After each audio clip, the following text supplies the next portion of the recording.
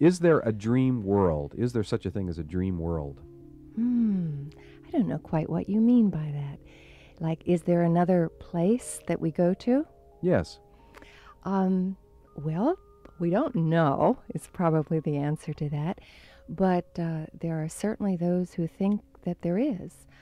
Sri Aurobindo, for example, talks about dreams of experience, where he says we actually go to another realm of life, whatever that might be, and have actual experiences there that we bring back to this life, that each one complements the other. In analyzing people's dreams, and you've worked obviously with hundreds of people in all different cultures and talking about their dream experiences, are there commonalities of this place, this dream world? If I go to have a dream, are there always some elements of my dream, the background, the setting, or whatnot, that would relate to other people's or not?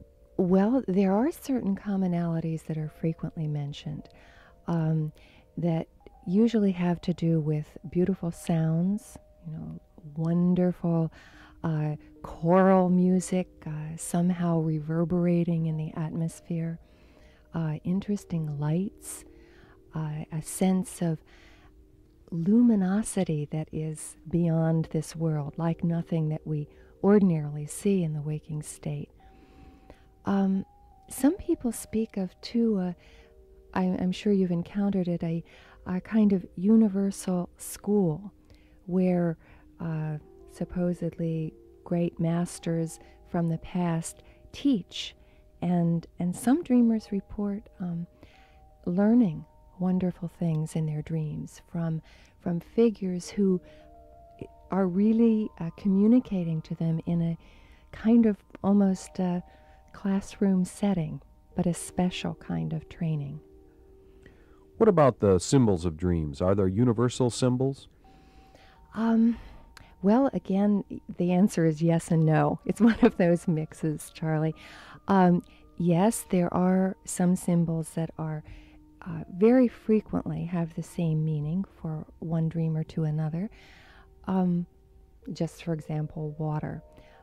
Very frequently, this will have a symbolic reference to the unconscious, say perhaps the ocean and the creatures in it, the various ideas and emotions that are beneath the surface, so to speak. But then you take an individual dreamer whose husband was drowned in a sailboat, last summer. Their attitude toward water will have a personal and very impressive meaning that goes way beyond, or it differs in some way from the universal symbol. How about monsters? Are they common to all bad dreams? There's a sure lot of them in everybody's dreams, especially children. Whether they are stimulated by the monster movies that one sees, and tales, ghost stories and so forth, or such dreams are the seed with which such stories are made. It's one of those chicken and egg things. But yes, there are a lot of monsters, especially in children's dreams. What about dream mandalas or mandalas, or how did you say it last time? Well, supposedly the Sanskrit pronunciation is mandala, but most people in America say mandala or Okay, what is that variations thing? What is thereof. that thing, mandala? Well, in the original form, it's a concentric pattern, an arrangement of images that is very special. Usually it has to do with religion. It's used with meditation. It's an art device for training in meditation, and one visualizes it as opening from the center, like a flower, like a lotus blossom, that grows larger and spreads out, and one pictures different gods, religious figures and goddesses in the various petals of the lotus, and you study a particular pattern until you can see it by heart. And it's as though it's living in your imagination, and then you picture it closing back up and into a point and disappearing. But the common notion of mandala that especially has been popularized by Jung has to do with the idea of wholeness of self, a completeness, the entire being that is fulfilled. And of course, such images in his dreams are considered very positive. A dreamer who has this type of dream with a mandala in it, whether it's like Jung had himself, of a magnolia tree in full bloom on an island set in water. You know, you had these several round images with the flowers in it. Very powerful to the dreamer and very meaningful. We'll talk about some specific exercises in just a second. What about the focus of light and a pinhole of light that oftentimes in dreams you go through that to get to something else? Yes, that's a very interesting thing, especially in dreams that we call lucid, dreams in which you know that you're dreaming. It goes one of two extremes, Charlie, it seems. Either very large, like God-like, where the dreamer senses himself or herself suspended high above the earth, looking down and seeing overall everything, and knowing what's going to happen or somehow directing it. And the other is concentrating, of shrinking down into a tiny pin of light that moves. And then you're talking about, I think, that sort of tunnel-like effect that can happen sometimes, of this concentration and then almost the experience of going through a tunnel and coming out into another world. These kinds of experiences, particularly that going through, may in fact have physical bases where we're not sure what, but there is some indication from some of the researchers that there are things happening within the retina and the lens of the eye that could explain some of the imagery that we have. And then, of course, there's the other world. Then there's the other world. Or is there? We talked about, you mentioned the woman whose husband died in a boating accident. Water in that dream has a different kind of significance and a different intensity to it than it would for other people where it's a standard type symbol. What effect, we know that events have effects on dreams. We know that violent television programs and that sort of thing can prompt nightmares. What effect does a spiritual practice or a spiritual disposition have on a dream, or perhaps meditation? Anything that's very focused in an inward sense, does that affect the way that people dream? Oh, very much, Charlie. Of course, everything that we do affects our sleeping life. Our dreams are a continuation of the same being that we are. And those who meditate during the daytime and whose minds are filled with information about various practices frequently will find themselves engaging in those practices during dreams. One young man I know, when he realizes he's dreaming, he always begins to meditate during his dream, and that it produces a very special kind of high for him. And in fact, this is one of the exercises in Tibetan Buddhism, that the follower is urged to practice meditation during dream state, that this will help elevate his accomplishments. Okay, pencils and paper at the ready. Let's try exercise number 1. What might we do, and what are we trying to accomplish with the first exercise? Well, a kind of wonderful dream, basically. Okay. Okay, so you pick a picture that you really like. This can be a beautiful place that you've been, a garden, a seashore, a wonderful spot. Find a nice photograph or painting of it and study it. Okay? Now this can also be a place that you've never been to but that you'd like to go to. Okay. All right, set it in front of you and look at it for approximately 2 minutes. And this means really studying it. There's a special way to look at pictures in order to remember them that involves reading it from left to right, left to right, left to right, across the whole painting, and then diagonal, and then, again, the overall. If you do this for 2 minutes, whatever picture you're looking at, then close your eyes and try to see it. Try to see it exactly as it is in the original. Now, you could, if you're following a spiritual practice, you might want to use a mandala for this exercise. Try to see it exactly as it is. Then open your eyes and check it again. Okay. So you've got a correction, and then prop it up near your bed and go to sleep. Some interesting things can happen when you study a picture right before you go to sleep. What's likely to happen if I do that? I'm going to take a setting that's a forest setting with big trees and a lot of moss growing on the trees. Try to feel yourself into that forest, Charlie. Not only look at it, imagine yourself being in it, walking through it, smelling it. What does it smell like? Are they eucalyptus trees? Are they pine needles? Hear it crunch under your feet. Put yourself as completely as you can into that scene, imaginatively. As you look at it, pretend you're in it. Okay? Be inside it. All right.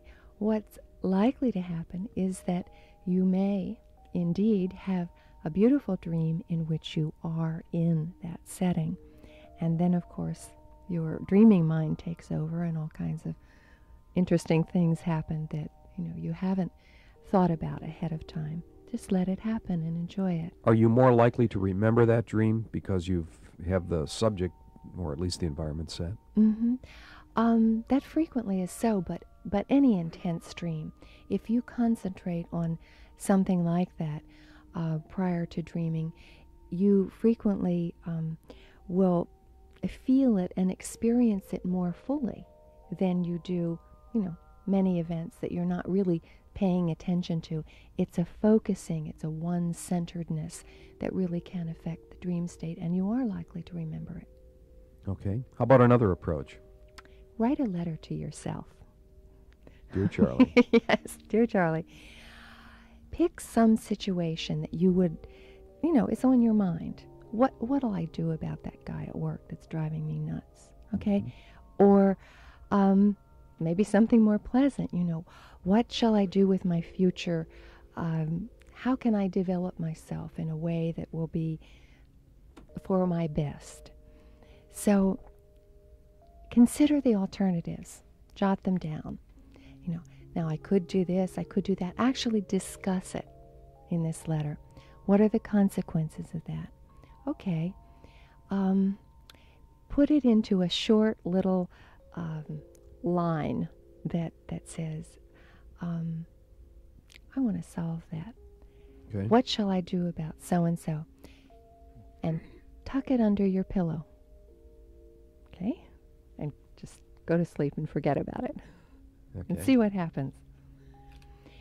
In a similar way, you're churning up, your thoughts about this, and you stimulate dreaming about the thing that you focus on. Much in the way that a Chinese person who follows the old tradition of trying to have a dream that will be auspicious for the new year. They buy these pictures of the treasure ship coming in to shore and bringing these wonderful gifts, very frequently also in the Japanese culture. What you dream about is supposed to tell what will happen for the next year. So it's very important that you have a good dream, and they put that under their pillow. One little boy who had lost one of his toys had a dream in which he found it. It was alive. It was making a funny little noise, and he was very happy. And when he woke up, he was still sad because the toy was missing, but he found it under his pillow, and you can't help but wonder, maybe he even sensed the shape of it under there. Putting something under your head symbolically while you're sleeping really can help focus your thoughts. So write yourself a good letter tonight and tuck it under your pillow. The ancients lived in a very different world than the world that we live in. They didn't have newspapers and magazines and books as such. They had an oral tradition, and they regularly shared stories with one another. And oftentimes the stories were embellished, and they told about things that were long ago and far away and all different sorts of things. Do we know anything about, from the record that we have, about the way they dreamed and whether the ancient peoples dreamed differently than we dream, or if there are some similarities? Well, we do have some records, particularly in the work of Artemidorus, who was a Greek of the 2nd century. And he really was the first person to record his ideas of what dream symbols meant. Most of the dream books that one sees today, that are used in various cultures for maybe betting on horses or interpreting the future and so forth, are derived from this very, very ancient set of books. Actually, he wrote several volumes, some of which other people were allowed to see, and one was only given to his son, the sort of secret book. Some of the elements seem very odd to us because we don't, have the same kind of association. Because of partly of our language, a lot of dream images and symbols are based upon puns, within the language. You might say, "Oh, that person really chokes me up. I hate them," and not think any more of it, but dream about some villain who attacks you in the dark street and begins to choke you.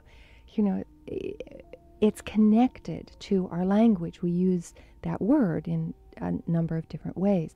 And in the same way, Greek words, that it just doesn't make sense to us. But other things are similar. And then, of course, there's a very, very ancient manuscript that comes from the Egyptian days. It's a papyrus, the Chester Beatty papyrus that's in the British Museum. Mostly it's a similar kind of thing. If you dream this, it's good. If you dream this, it's bad. And some make sense and some just seem ridiculous.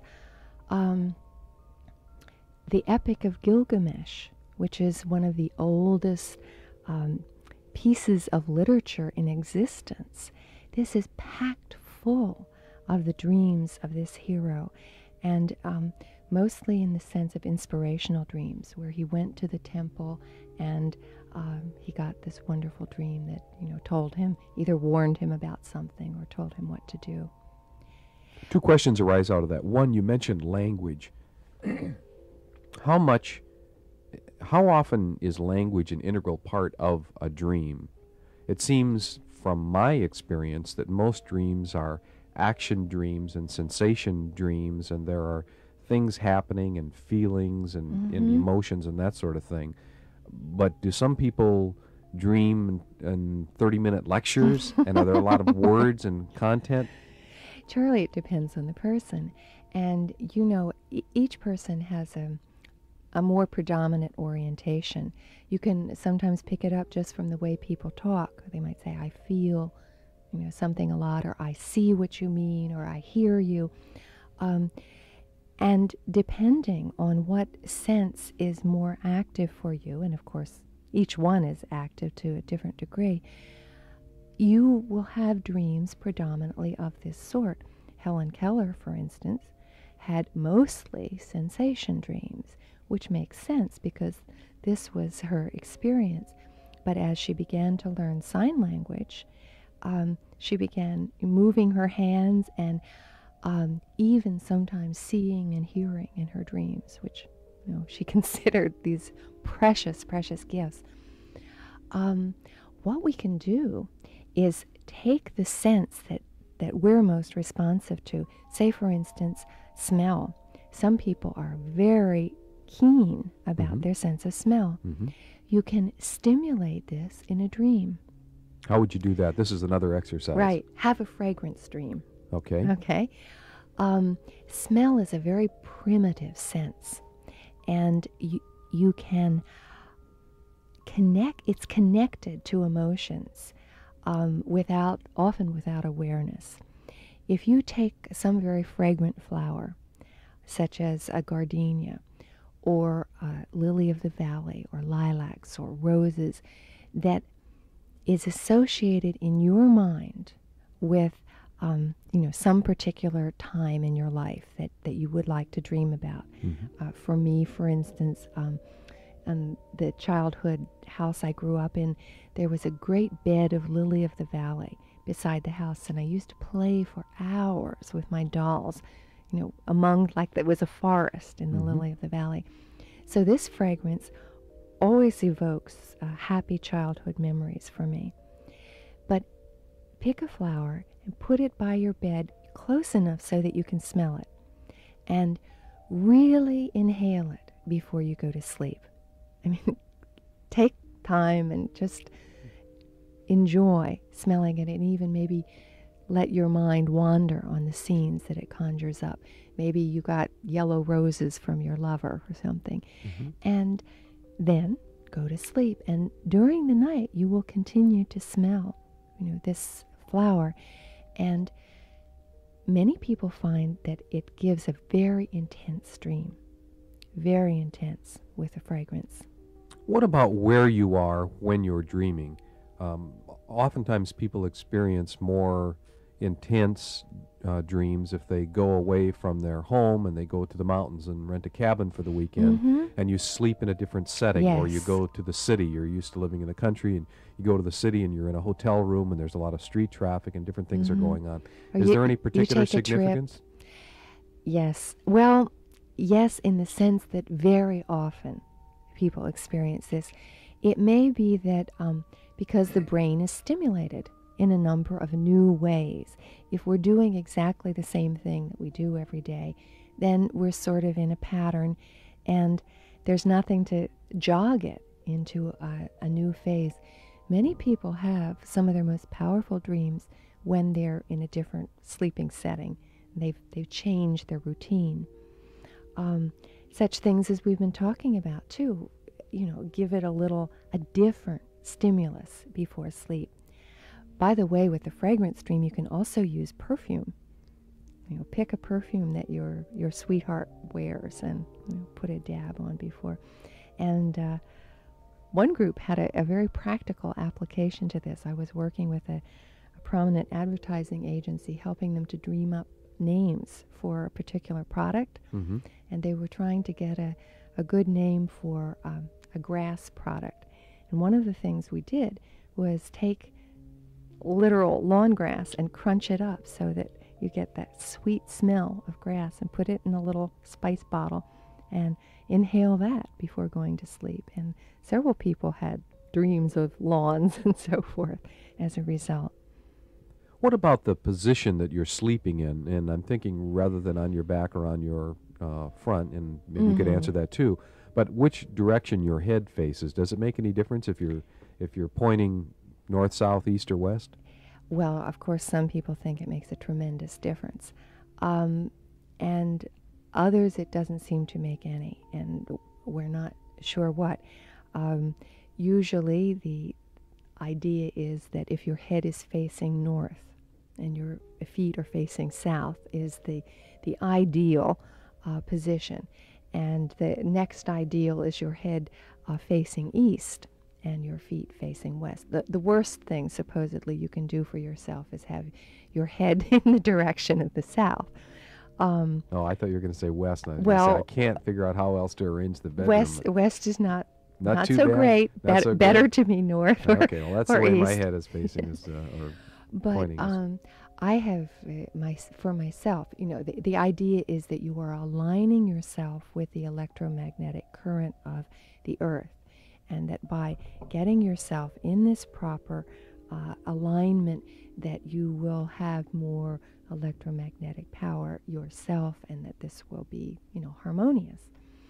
I have slept both, east-west and north-south for many years, and I honestly don't see any difference. But I'm a vivid dreamer, and it may be, it's at a certain point where there just wouldn't be any perceptible difference.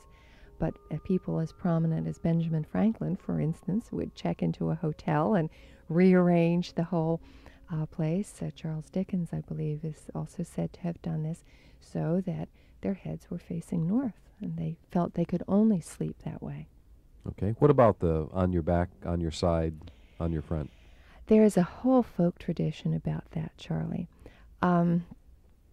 Sleeping on your back is supposed to be the prerogative of the witch, for instance. All right. And in one way, it's also the position in which people are usually report most frequently of being able to project from their bodies, whatever that might be.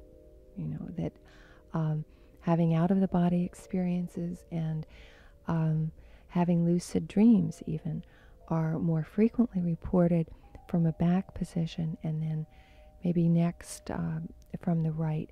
Now, there is some physiological thing having to do with sleeping on the right or left because of the heart being on the left, and sometimes it can produce congestion in some people.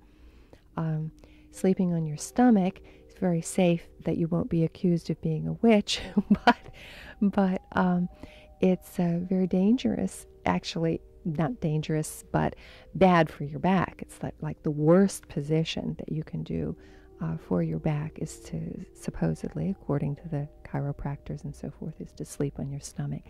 I think the safest way may be to keep moving. We have about 30 major body movements a night, usually right before or after a dream, and maybe just rolling from the right to left. And myself, I can fall asleep easiest on my back, and then I roll to one side and change later on. I think it's up to the dreamer. Okay. In summary, I think we could say that if you want to do some sort of stimulation, either mental in terms of writing a note and directing your dream, visual in terms of looking at some kind of a picture and directing yourself into that setting, through your sense of smell by smelling a fragrance in the room, and in music, you can also add that. Pick a piece of music that has an emotional association. Yes, stimulating your senses in different ways, using your imagination, reading some of your own dreams before you go to sleep. All of these are helpful, and of course, trying to become conscious during your dream.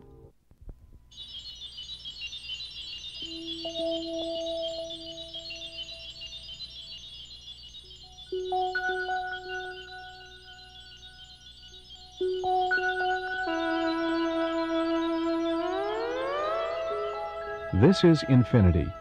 Remember to keep your mind open and listen to your heart. I'm Charlie Seraphin. Thank you for listening.